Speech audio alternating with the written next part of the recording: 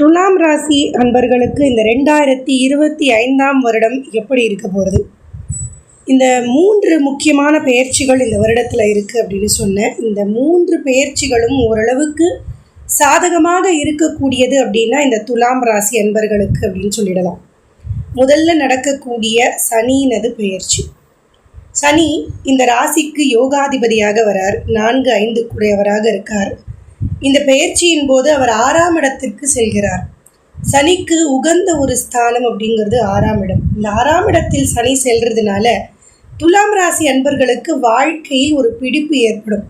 வருமானமே இல்லை, எங்கேருந்து நான் வாழ்க்கையை நடத்துறது அப்படின்னு கவலையில் இருந்தவர்களுக்கு ஒரு வருமானத்தை ஏற்படுத்தி கொடுக்கக்கூடிய வேலையை அவர் முதல்ல செய்து வைப்பார்.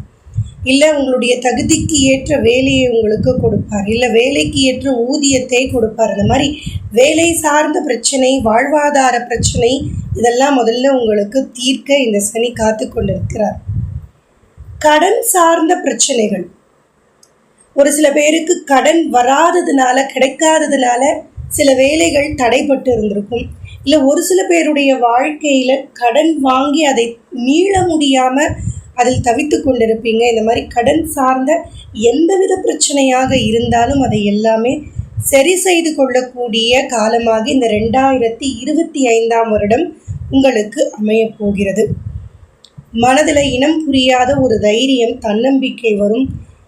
யார் என்ன சொன்னாலும் பார்த்துக்கலாம் அப்படிங்கிற ஒரு துணிச்சலோடு செயல்படக்கூடிய வருடமாக இந்த 2025ஆம் வருடம் துலாம் ராசி அன்பர்களுக்கு இருக்க போகிறது. இந்த சனியுடைய பார்வை 8-12ஆம் இடங்களில் படுறதுனால செய்கின்ற செயல்களின் மீது கவனம் வைத்து கொண்டே இருக்கணும். நாம் என்ன பண்ணுறோம், எந்த இடத்துல செய்கிறோம், நாம் செய்கிறது சரியா தவறா அப்படிங்கிறது சிந்தித்து செயல்பட வேண்டியது அவசியமாக இருக்குது. எந்த காரியமாக இருந்தாலும் அந்த காரியத்திற்கு முன்னாடி அதை பற்றி ஆலோசனைகள் மேற்கொள்ளுங்க. அதன் பிறகு அந்த காரியங்களில் இறங்குங்க.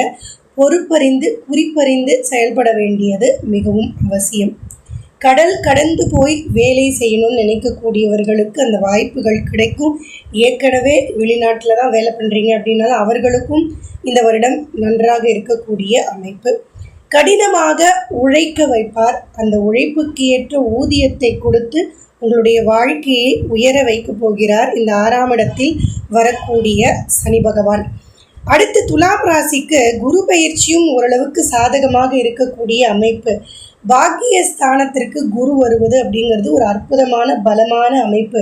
அங்கிருந்து அவருடைய பார்வையை 1, 3, 5 இந்த ஸ்தானங்களில் பதிய வைக்க போகிறார். அப்போது 1, 5, 9 அப்படிங்கிற அந்த திரிகோண ஸ்தானங்கள் குருவினால் பலமடைகிறது.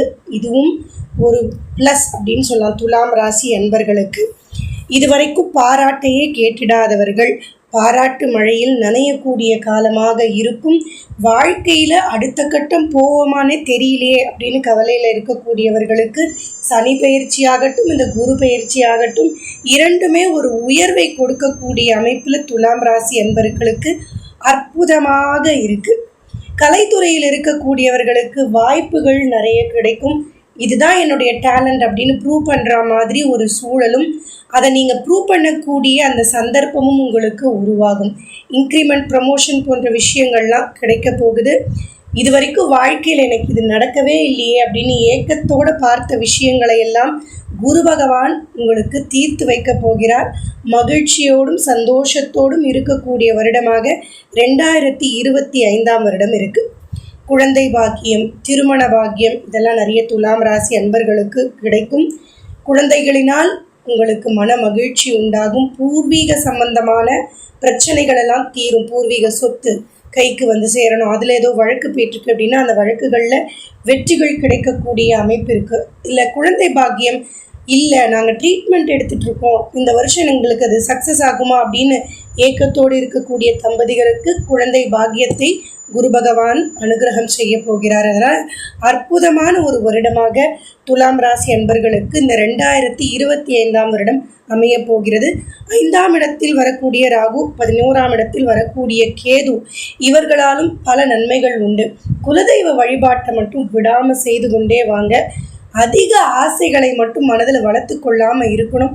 அவ்வப்போது எது கிடைக்கிறதோ கிடைக்கிறத வைத்து கொண்டு மகிழ்ச்சியோடு இருப்பது அப்படிங்கிறத நீங்கள் ஃபாலோ பண்ணிட்டு வந்தீங்க அப்படின்னாலே இந்த வருடம் 2025ஆம் வருடம் மொத்தத்தில் மகிழ்ச்சிகரமான வருடமாக உங்களுக்கு அமைய வாய்ப்புகள் உண்டு. வாழ்த்துக்கள்.